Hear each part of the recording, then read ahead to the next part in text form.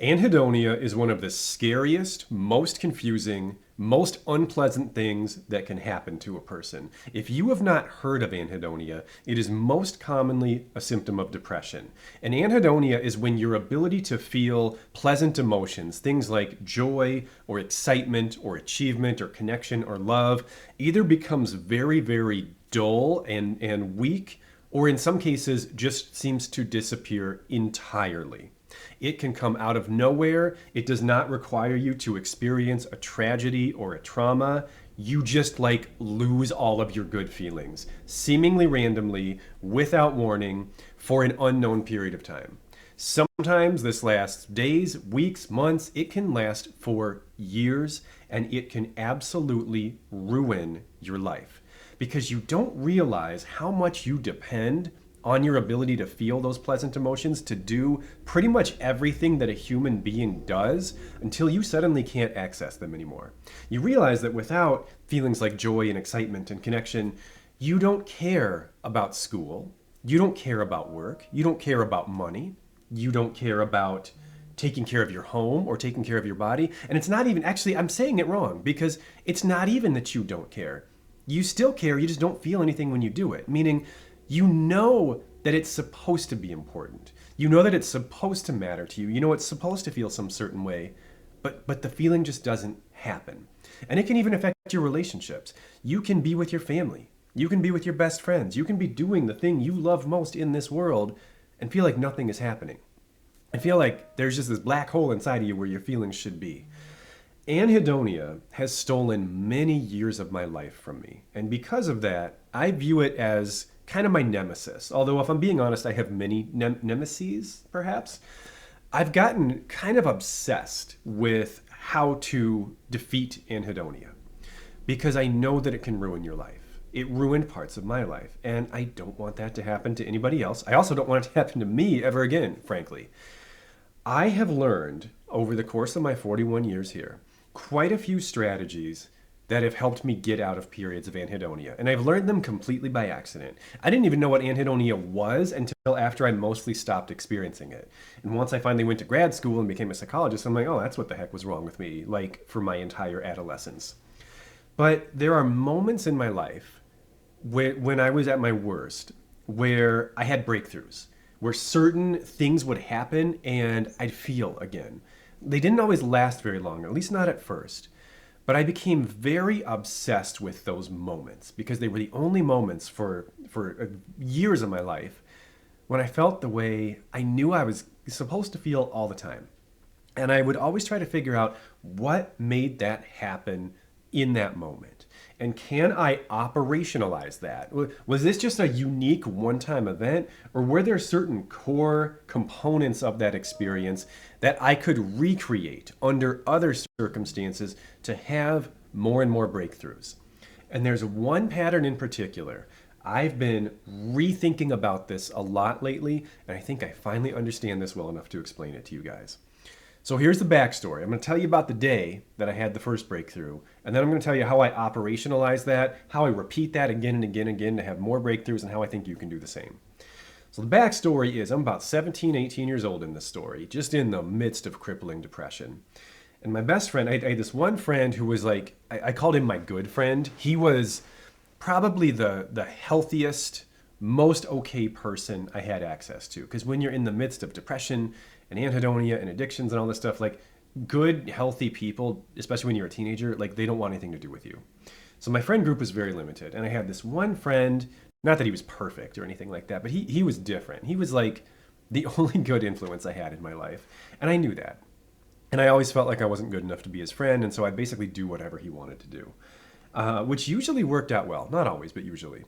And when we were about 17, 18 years old, he decided that he wanted to join a gym. And I simultaneously loved and hated the idea. I had at this point started to work out like 5 minutes a week on my own at home because years of depression and anhedonia takes a horrible toll on your body. I looked like a vampire, but not like a sexy vampire, like a Nosferatu, like crippled vampire, because I didn't do anything. I didn't go outside. I didn't use my body. I was pale. I was weak. My posture was horrible. And I knew all these things and I hated all these things. And so I hated my body and I didn't want to hate my body. So I liked the idea of like getting into shape and getting into fitness. I did not like the idea of going to a gym because, hello, crippling social anxiety. So I remember I resisted this and I was like, are you sure you want to do it? Don't you want to just come over here and work out in my 600 square foot apartment with my, Facebook Marketplace bench? It turns out no, he thought a gym would be better. And he was right. So we start going to this gym. I have no idea. We're teenage boys. We have no idea what we're doing. We're literally just lifting heavy weights, eating a bunch of food, and thinking that that's going to work. And it kind of did. But then, I got more into it and I started to research like, how do you get healthy and how do you get strong? And it turns out it's not just about what you do in the gym, it's also what you do outside of the gym. And I started becoming interested in nutrition and protein synthesis and all this. And I learned that when you lift weights, it breaks down your body. And then when you consume food, mostly proteins, that fills in the micro tears in your muscles with protein and makes you get bigger and stronger. And I was like, oh, that's kind of cool. So I understood this at this point in my life. And there's this certain day where just everything changed for me. And we had gone to the gym like that day earlier in the day, probably in the morning, because I was kind of half-heartedly taking college classes at this point in my life. So we went to the gym in the morning. I did my whatever during the day. And then I remember at night or in the evening, got together with my gym buddy and then another friend. And the three of us were just playing video games. And it was Dynasty Warriors 3, if that matters to you guys. Might matter to like two of you. Great game. And we got hungry and we decided to order some Papa John's pizza. And I had this moment where I got like the controller in one hand, hanging out with my buddies, laughing, joking, piece of pizza in the other hand. I'm eating the pizza, I'm playing the game. And I had this awareness, like, because I worked out this morning and am now eating a food that has a decent amount of protein in it, I'm like, I am getting bigger and stronger and fitter right now while I am eating pizza and playing video games with my friends. And all of these good things are simultaneously happening inside of me. And when all of that clicked all at once, it was like a door that had been shut in my heart for like 5 years opened. Like not all the way, but a ways. And I got this rush of emotions like, I like being alive. I like having friends. I like using my body. I want more of this. And I hadn't felt that since I was a kid, like a genuine desire to live and experience life. I had not felt it in a long time. And in that moment, it came back. Now, it's not like that's the moment that cured me and fixed my life. It eventually closed again, but like that was a good night. And I remember just spending so much time thinking about like, why did that happen? Why was that day such a good day? Why was that? Like literally going to the gym, playing Dynasty Warriors, and eating pizza saved my life. It doesn't seem like it should. But I was trying to figure out what are the underlying principles that made that moment what it was. And my theory is that there were two of them. The first is that it is very, very difficult to break through anhedonia with a single positive emotion. So if you try to like just get excited, for example, or just do something fun, or just do a bunch of work, you're essentially trying to overload the anhedonia with a single positive emotion to overwhelm this absence of positive emotion. I don't think that has ever worked for me. And it doesn't even seem to matter what the emotion is. I've tried it with lots of different emotions. I think our natural instinct, I've talked about this before, when we don't feel joy is to try to overload our systems with joy and go do a bunch of stuff that feels good to try to break through. And I've not had a lot of success with that strategy. It doesn't seem, at least for the way I experience anhedonia, it doesn't seem like I'm ever able to create enough joy to break through. Like the anhedonia is always stronger than the joy. I've tried that with achievement too, and I've seen other people do that. Like you can say, okay, I don't experience any joy, so I'm just gonna like put my head down and work then. I'll just go to work and get good grades and study really hard and like not even try to feel joy. Just try to outwork or out earn my anhedonia. I haven't seen that work either. It just doesn't ever seem like it's enough. And my theory here, one of my two theories, is that a combination of multiple different pleasant emotions creates sort of a greater than the sum of their parts type of experience that can actually eclipse the anhedonia. The other theory And both of these played out in this moment. And that's why this was such a powerful moment for me. I don't think, when your anhedonia is severe, I don't think if you're just doing something in the present moment, no matter how good it is, I don't think it's ever enough. I think the other thing that made that moment so powerful is I was simultaneously experiencing pleasant emotion from the present. That is surprisingly hard to say. With the pizza and the friends and the gaming, like that all felt good. But I did that every night. Most nights I did that and I felt nothing. It was that combined with, I also had this like momentum. I had this investment that I had made earlier in the day of going to the gym, doing this thing that in the moment actually didn't feel great because I was still very insecure, and also just lifting weights is hard. Like, it doesn't feel great while you're doing it. You're basically investing, you're enduring some hardship in the moment for the payoff of feeling good later. And what I think happened in this moment is simultaneously the payoff of the gym hit while I was doing an enjoyable thing, and I got the pleasant emotions of the present with the pleasant emotions of the past investments I had made, and they all like coalesced into a single moment. And that moment, everything I was experiencing was so powerful that it eclipsed the anhedonia and it actually broke through for a while. And I have experimented with that strategy many, many times since then.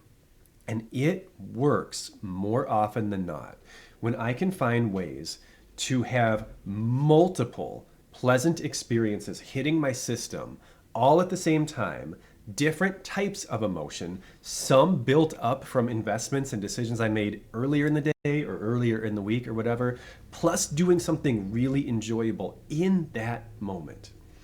There is something about that combination of things that, at least for me, like it's almost like magic. It works more than half the time. Whereas pretty much all these other strategies about like just do things that feel good or just do work, those are like single digit success rates.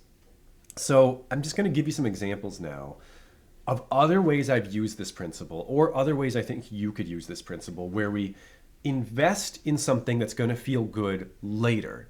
And then when the good feeling from the thing we've done in the past starts to hit, then we stack a bunch of present moment stuff on top of it. And that's how you can get something that overwhelms the anhedonia. Some of these are going to be very simple examples. I obviously don't know your life, so I don't know what's feasible for you. I don't know how old you are. I don't know what opportunities you have.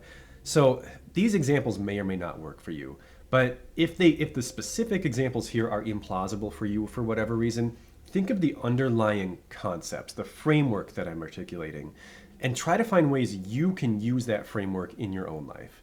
Here's an example that I've done recently.